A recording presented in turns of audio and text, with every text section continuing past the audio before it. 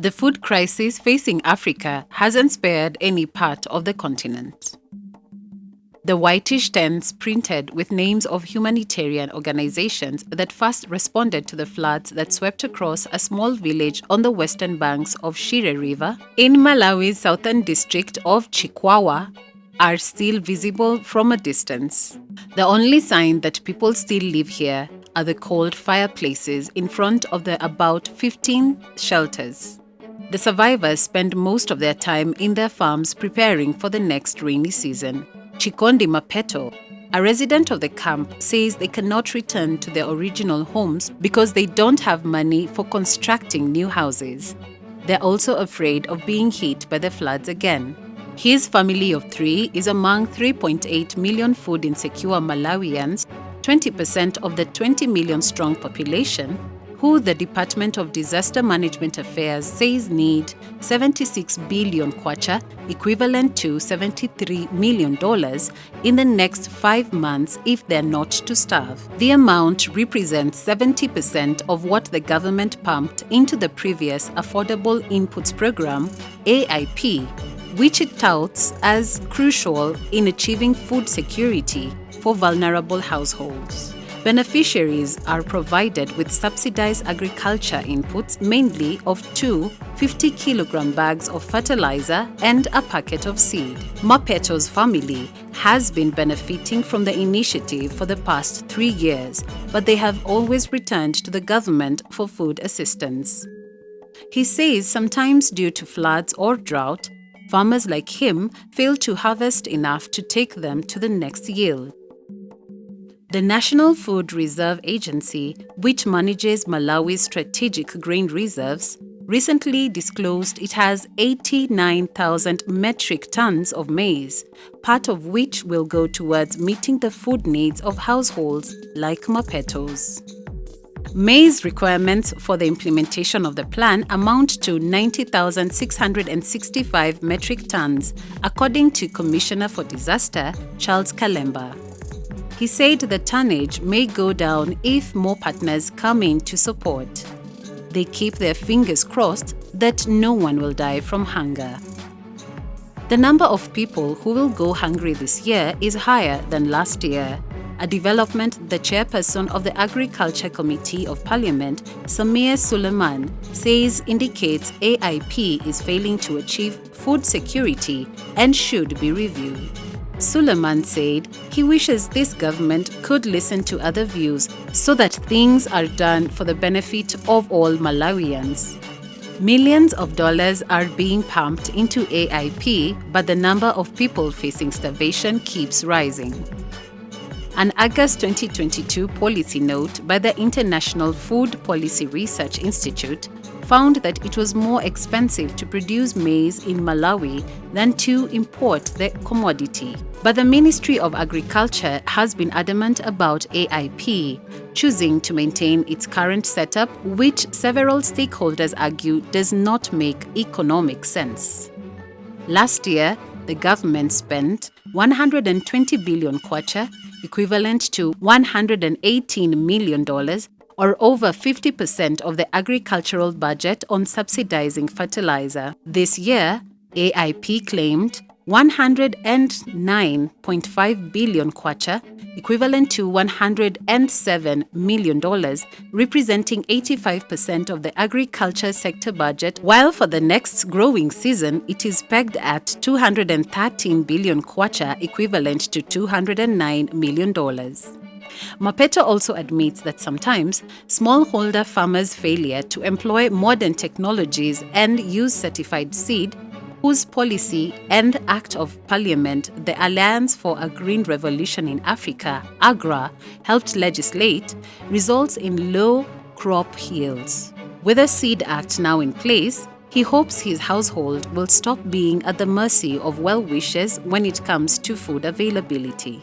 Mapeto says they used to plant any type of seed even without knowing whether it would do well in their soil. Sometimes the seed they used was not certified. During the next growing season, he will only plant certified seed. The Famine Early Warning Systems Network states that dry spells, cyclones, and floods led to below-average crop production in Malawi. The network further says the effects of the Russian-Ukraine conflict on fuel and commodity prices, the devaluation of the Malawi kwacha, and high input prices, among other factors, are hitting poor farming households hard. But about 200 kilometers away from Mapeto's home, in a hilly village on the outskirts of Balaka town in East Malawi, smallholder farmer Ethel Victor is not losing sleep over the rising fertilizer prices.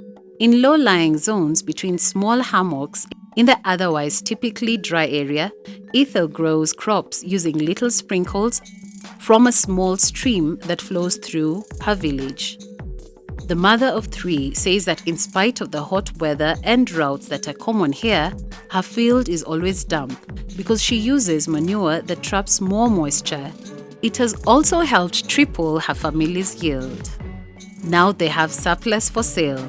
She adds that this is the first time it is happening. In the past, their family was perennially hit by hunger. The stream and wells from which they fetch water for their crops used to quickly dry up after the rainy season due to overuse.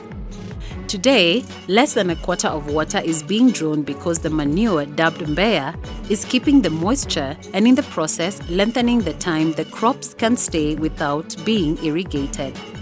Mbeya is made by mixing 20 kilograms of ash, 10 kilograms of dung, 10 kilograms of maize bran and 5 liters of water.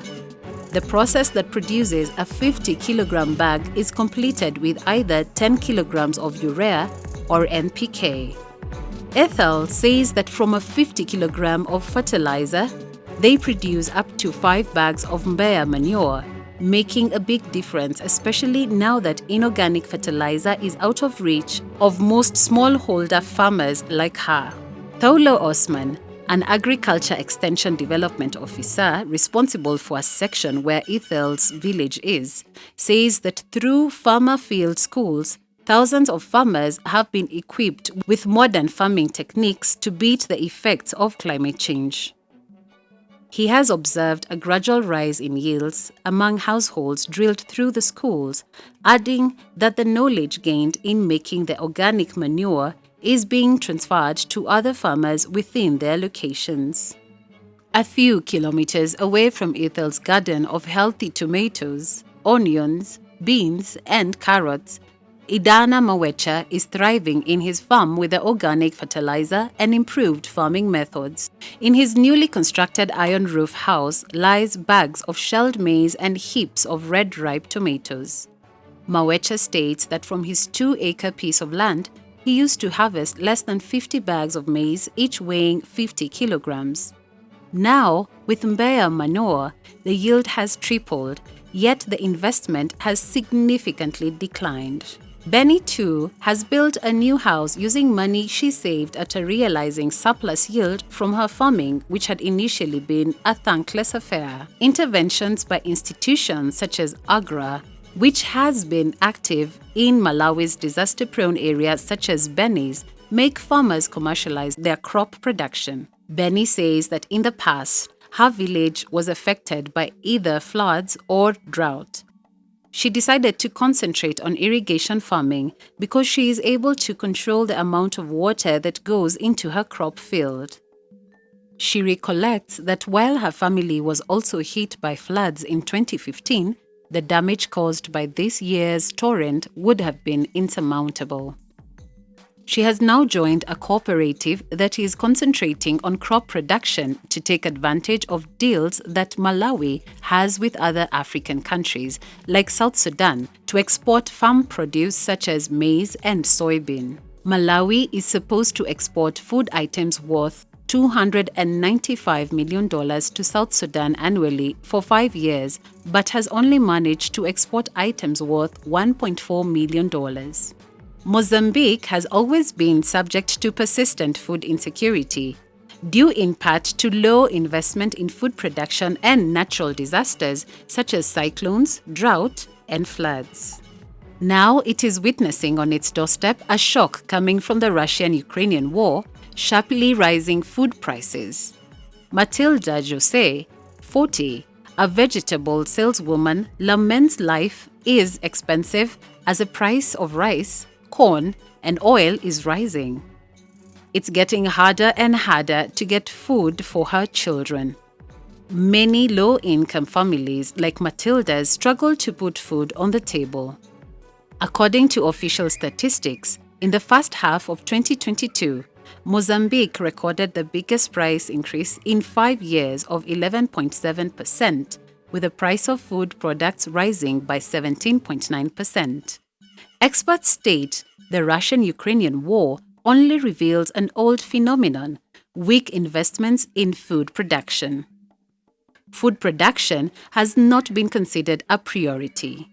Instead, investments in agricultural production have been focused on mainly on the production of export goods like tobacco, cotton, cashews, sugar, and more recently, sesame, soybeans, and sisal, says Antonio Sotu, a senior economist who is an expert in agribusiness. As a result, Mozambique has become an importer of maize, rice, food oil, and other essential goods to ensure food security. Mozambique is one of the 8th largest wheat importers from Ukraine and Russia in sub-Saharan Africa, according to IMF data. From Ukraine, Mozambique also imports fertilizers and food oil. Mozambique's productive dependence on the two countries in the food sector, as well as the outages caused by the recent pandemics, exacerbate trade deficits and make imports more expensive, hence the reason of the rise in the price of essential goods in the country. Intra-regional trade could be an alternative to alleviate the burden.